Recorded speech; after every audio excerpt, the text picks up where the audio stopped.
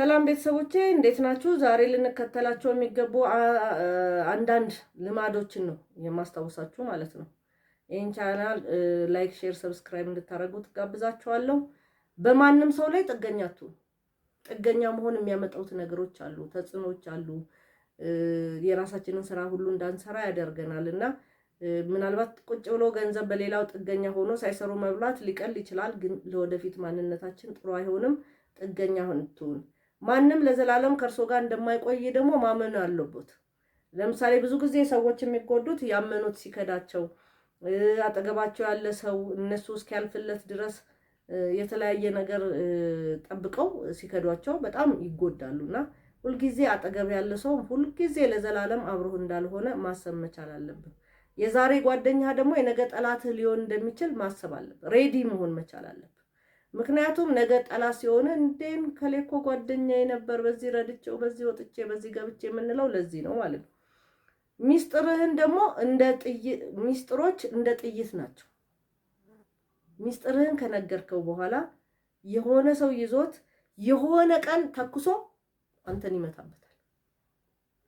ለሌሎች ሚስጥር ማለት ጥይት ነው ማለት ነው። በቃ ስለዚህ ያንን ጥይት ለሰው ሰጠህ ማለት ነው። ስለዚህ አንድ ቀን ይጠቀምበታል፣ አትጠራጠር። ስለዚህ ሚስጥራችሁን ለሰዎች አትናገሩ ማለት ነው። ጥይት ነው፣ እውነት ነው። የሚያሳዝኑት ሁልጊዜ ሊተማመኑባቸው የሚችሏቸው 3 ነገሮች ብቻ አለ።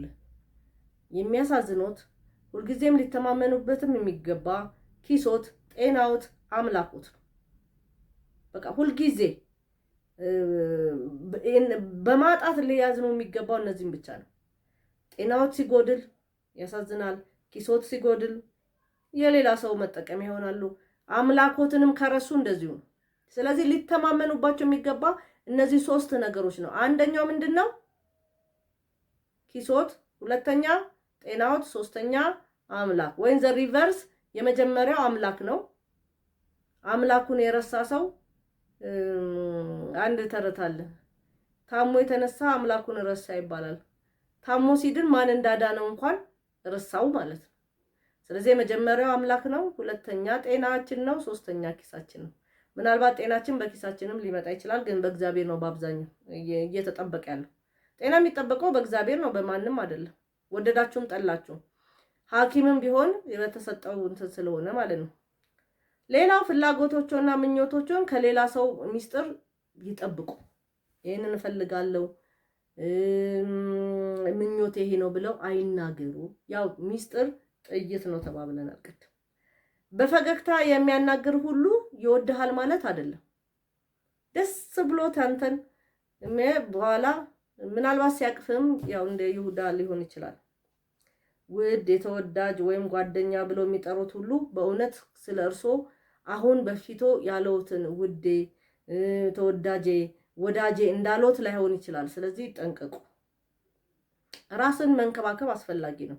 አይምሮና ልብን የደስታ ምንጭ አድርጎ መቀጠል ጥሩ ነው ማለት ነው። ጥበበኛ ሰዎች ቀድሞ ስለሚሞቱ ትንሽ እብድ በመሆን ህይወታቸውን ይደሰታሉ። ይሄ ምን ማለት ነው? ጥበበኛ ሰዎች ያችን ያለቻቸውን ላይፍ በደንብ ምናልባት በሌላ ሰው ዘንድ እብድ ሊያሰኝ ይችላል። ራሱ ብቻውን ሲጠጣ፣ ለራሱ በደንብ ነገር ሲያደርግ፣ ራሱን በደንብ ሲጠብቅ ምናልባት ይሄ እብድ ነው ብለው ሊሉ ይችላሉ ነው።